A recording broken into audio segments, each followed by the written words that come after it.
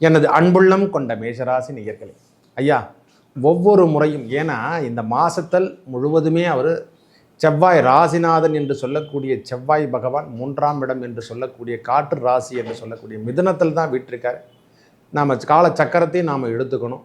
நம்ம ராசிக்கு 12ஆம் இடத்துல ராகு பகவான், 11ஆம் இடத்துல சனி பகவான், அப்படியே வந்து நம்ம பார்த்தோன்னா இந்த 2ஆம் இடம் என்று சொல்லக்கூடிய இடத்துல குரு பகவான், 3ஆம் இடத்துல செவ்வாய், 4ஆம் இடம் என்று சொல்லக்கூடிய இடத்துல யார் இல்லை, 5ஆம் இடத்துல யார் இல்லை, 6ஆம் இடம் என்று சொல்லக்கூடிய இடத்துல சுக்கிரன் நீச்சம் பெற்று காணப்படுவது. அதிலே புதன் வந்து ஒரு 15 தேதிக்கு அப்புறமாக ஒரு 2 தேதிக்கு அப்புறம் எல்லாருமே புதனோடு சேர்ந்த சூரியன் கேது என்று சொல்லக்கூடிய அமைப்பை இந்த மாதம் முழுவதும் கடக்கக்கூடிய நாட்களாக இருக்க போகிறாங்க. அதாவது சுக்கிர பகவான் 21ஆம் தேதிக்கு அப்புறம் நீச்சகதியிலிருந்து வெளியேறி நம்மளுடைய ஆட்சி என்று சொல்லக்கூடிய சுக்கிரனோட சொந்த வீட்டில் அவர் வீட்டில் ஆட்சி பெற்று காணப்பட போகிறார். அதுவும் இல்லாமல் 2 கடைசி தேதி என்று சொல்லக்கூடிய நாட்களில் அதாவது புதன் பகவான் உச்ச நிலைமையில் இருந்து இழந்து அவரும் சுக்கிரன் என்று சொல்லக்கூடிய ரிஷப் அதாவது துலாம் வீட்டுக்கு இடம் பெயர்ந்து வருகிறார்.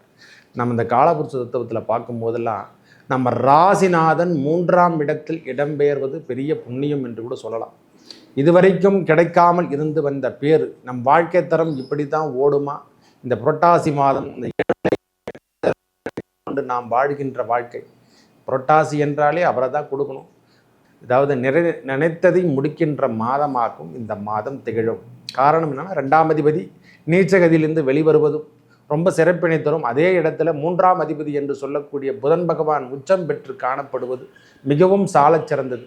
அதாவது வாழ்க்கை தரமும் வேலை சார்ந்த விஷயத்தில் இருந்து வந்த பிரச்சனைகள் எல்லாமே மாறி உங்களுடைய வாழ்க்கை தரமாகட்டும் வேலை சார்ந்த விஷயமாகட்டும் எல்லாமே ஒன்றுபட்டு செல்வங்கள் சேரக்கூடிய காலமாகும்.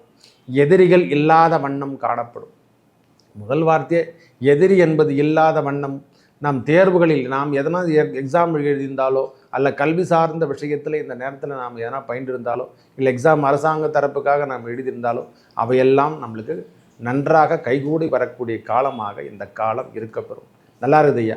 எனக்கு தெரிஞ்ச வரைக்கும் இந்த மாதம் ஓரளவுக்கு அதாவது ஒரு நம் ஆரம்ப ஸ்டேஜில் என்று சொல்கிற மாதிரி ஒரு 5 தேதிக்கு தடுமாற்றத்தோடு காணப்படும். அதுக்கப்புறம் எல்லாமே நன்றாக இருக்குது ஐயா.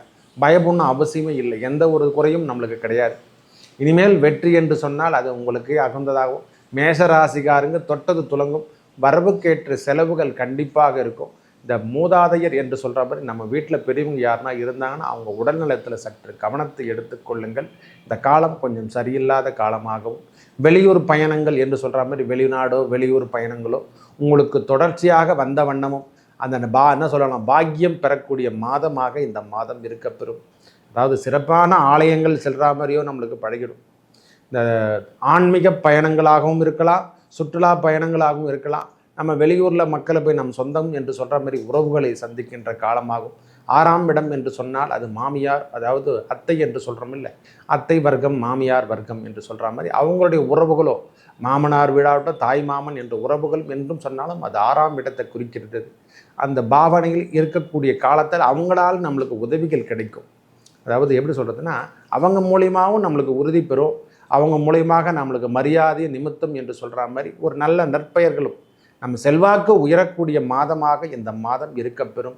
வேலையோ வேலை சார்ந்த விஷயத்தில் இருந்து வந்த பிரச்சனைகள் 100க்கு 100 மடங்கு நம்மளுக்கு பிரச்சனையிலிருந்து நீங்கள் வெளிவருவதை கண்கூடாக பார்க்கலாம். இந்த மாதத்தில் பிரிவினை அதாவது கல்வி சார்ந்த விஷயத்தில் இருந்து வந்த பிரச்சனைகள் விலகுவதை நீங்கள் கண்டிப்பாக பார்க்கலாம். ஒன்றும் ப்ராப்ளமே இருக்கா சுவாமி, உடலில் ஏற்பட்டு வந்த பிரச்சனை நோய் நொடி அதாவது நோயற்ற வாழ்வு குறைவற்ற செல்வம் என்று சொல்கிறோம் இல்லை, அந்த நோயில்லாத தன்மை இந்த மாதத்தில் நம்மளுக்கு இருக்கும். பிரச்சனை அந்த நோய்க்கான மருந்து எதனா எடுத்து அதிலிருந்து கட்டுக்குள் வரா மாதிரி நம்மளுடைய பாவனைகளும் இந்த மாதம் முழுவதும் காணப்படும். ஏன்னா மற்ற கிரகங்கள் கொடுக்குற வலுவை விட புதன் பகவான் உச்சம் பெற்று காணப்பட்டு கொடுப்பது அதை விட என்ன சொல்லுவாங்கன்னா அதிகாரப்பூர்வமாக இருக்கும். இந்த உபயராசி ராசிகள் என்று இருக்கக்கூடிய 2 ராசி என்று சொன்னால் மிதுனமும் கன்னியும் என்று சொல்கிறோம் இல்லை, அதிலே புதன் பகவான் தான் ஆட்சியாகவும் உச்சமாகவும் இருக்கிறார். அந்த நேரத்தில் உச்சம் பெறுவது அந்த ராசி வீட்டில் ராசிநாதனே அமர்ந்திருப்பது மிகவும் சிறப்பினை தரும். ஏன்னா அவரோட பார்வை அங்கே தெரிக்குது.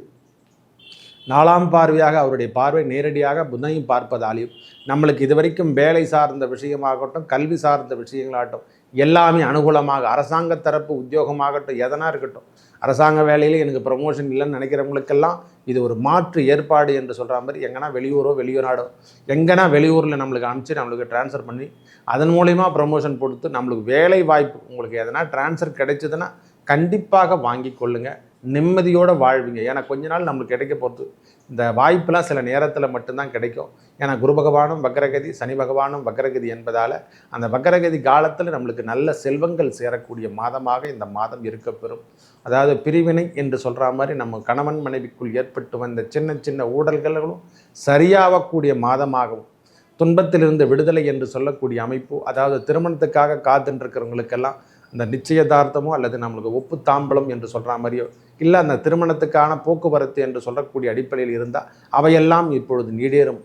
இந்த மாதம் அதெல்லாம் நம்மளுக்கு கிடைக்க போதையா. காரணம் 7ஆம் இடத்துல சுக்கிரன் இன்று நேரடி பார்வை, அதாவது கலத்திரக்காரகன் நேரடி பார்வை. இது வரைக்கும் சுபரோ அல்லது நீச்சகதி என்று சொல்லக்கூடிய அமைப்பில் இருந்தவர்களும் நல்ல ஆட்சி பெற்று, அதாவது உச்ச பலாபலத்துக்கு ஒருபடி என்றாலும் அவர் இணையான பலாபலத்தோடு நேரடியாக துளாராசிலிருந்து நேரடியாக நம்ம ராசியை பார்க்கும் போதெல்லாம் தனவரவு அதிகரித்து கொண்டிருப்பது, அதாவது வெளியாட்கள் மூலியமாகவோ வெளியூர் மூலியமாகவோ நம்மளுக்கு தனராகமோ அல்லது லாட்டரி யோகமோ நம்மளுக்கு கிடைக்க வாய்ப்பு இருக்கிறது. அதாவது கோவிந்த நாமமே குறை தீரும் நாமம் என்று சொல்லியிருக்கோம் இல்லை, இந்த கோவிந்த நாமத்தை இந்த மாதம் முழுவதும் எடுத்துக்கொள்ள வேண்டும். எந்நேரமே சொல்லிட்டு இருக்கலாம், அதனால் தவறே கிடையாது. இந்த இறைவன் நம்ம ஏன் அதை சொல்கிறேன்னா, செவ்வாய் பகவான் புதன் என்று சொல்லக்கூடிய மகாவிஷ்ணு அவர் வேறு யாரும் இல்லை, அந்த நவ கிரகங்கள் வேறில்லை, இறைவன் வேறில்லை. அந்த இறைவன் என்று சொல்லக்கூடிய செவ்வாய் நம்ம ராசிநாதனே 3ஆம் வீட்டில் அமர்ந்திருப்பதால் அந்த இறைவனுடைய நாமத்தை சொன்னாலே போதும். யார் வீட்டில் அமர்ந்திருக்குமோ அவருடைய நாமத்தை சொன்னாலே நம்முடைய வாழ்க்கை தரம் மாறிவிடும், எண்ணங்கள் சரியாகும் என்று சொல்லக்கூடிய அளவுக்கு காற்று ராசியில் அமர்ந்திருப்பதால் நம்ம வேகமான செயல்பாடுகள் நம்மக்கிட்ட இருக்கும்.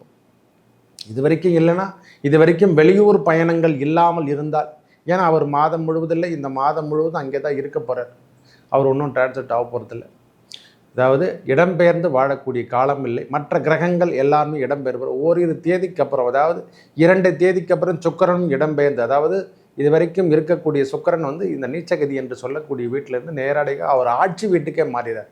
நம்முடைய ராசிக்கு 2ஆம் அதிபதி அவர் நேரடியாக நம்ம ராசியை நேர்கொண்டு பார்ப்பார். 7ஆம் இடம் என்று சொல்லக்கூடிய இடத்திலிருந்து நேர்கொண்டு பார்த்து வேலை சார்ந்த விஷயத்தில் இருந்ததும் கணவன் மனைவிக்குள் இருந்த வந்த உடல் அமைப்பு, அதாவது கணவனோ கணவன் மனைவியோ 2 பேருக்கும் உடலில் வந்த பிரச்சனைகள் கூட தீர்த்து விட்டு போகக்கூடிய மாதமாக, இதுவரைக்கும் நிலைமை மாறாமல் இருந்து வந்த மேஷராசிகாரங்களுக்கெல்லாம் இந்த மாதம் முழுவதும் தூக்கலாக வெற்றி தரக்கூடிய மாதம் என்று கூட சொல்லலாம். ஒரே வார்த்தை சொல்லப்போனால், அதாவது நல்லது நடக்கும் என்று சொல்கிறோம்ல, நல்லதே நடக்கப் போகிறது ஐயா உங்களுக்கு.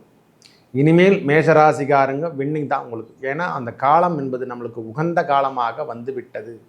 உங்கள் வாழ்க்கை தரம் உயர்வான தரத்துக்கு ஒரு நாள் என்று சொன்னாலும் போதும், இந்த வாழ்க்கை தரம் உயர்ந்து காணக்கூடிய செல்வங்கள் சேரக்கூடிய மாதமாகும். ஏன்னா குரு பகவானும் அந்த நேரத்தில் வக்ரகதியில் இருப்பார், சனி பகவானும் வக்ரகதியில் தான் இருக்கார். உங்கள் தேவைகள் பூர்த்தி செய்யப்படும், வாழ்க்கை தரம் உயர்ந்து காணப்படும். இது வரைக்கும் டிரான்ஸ்ஃபர் இல்லை, வேலை சார்ந்த விஷயத்தில் அரசாங்க தரப்பில் எனக்கு வேலையே நடக்கலையா ஐயா, ஒரு ஆதார் அட்டோ எதுவாக பட்டாசிட்டா எதுவாக இருந்தாலும் சரி, இனிமேல் அந்த அதாவது இந்த பேப்பர் ஒர்க்குன்னு சொல்கிறோம் இல்லை, அரசாங்க தரப்பால் நம்மளுக்கு கிடைக்க வேண்டியவை என்னென்ன இருக்குதோ அதெல்லாம் இனிமேல் இந்த மாதம் முழுவதும் நம்மளுக்கு கைகூடிவிடும். அந்த வாய்ப்பு என்று சொல்கிறோம் இல்லை, வேலை சார்ந்த விஷயங்கள் அரசாங்க தரப்பில் வேலையில் எதனா இருந்தால் அதெல்லாம் நம்மளுக்கு கைகூட வரக்கூடிய காலமாகும். இந்த மாதம் சிறப்பான மாதமாகும். தொந்தரவிலிருந்து நாம் விடுபடக்கூடிய மாதமாகவும், மனதிற்கு ஏற்றாற்போல் எண்ணங்கள் வாழ்வோம் என்று சொல்கிறோம் இல்லை, வெளியூர் சென்று பிழைக்கின்ற பாக்கியம் மாரி நம்மளுக்கு வெளியூரில் நம்மளுக்கு, அதாவது வெளிநபர் என்று சொல்லக்கூடிய அடிப்படையில் நம்மளுக்கு நல்ல ஒரு பற்றுக்கள் கிடைக்க போது, அதன் மூலியமாக வருமானமும் கிடைக்கப் போகிறது. எப்படி சொல்கிறதுனா, வெளியாட்கள் வெளியூர் பயணங்கள் இதுக்கெல்லாம் நம்மளுக்கு நல்ல ஒரு, அதாவது ஹாப்பி ஜர்னி சொல்கிற மாதிரி, ஒரு மனுஷன் ஒரு வெளியே போயிட்டு வந்தால் கூட நிம்மதியாக போயிட்டு வரணும், வரும்போதே நம்ம டயர்டோடு வரமில்லை. இந்த மாதம் முழுவதும் உங்களுக்கு எண்ணங்கள் சரியாக இருக்கக்கூடிய மாதமாகும்.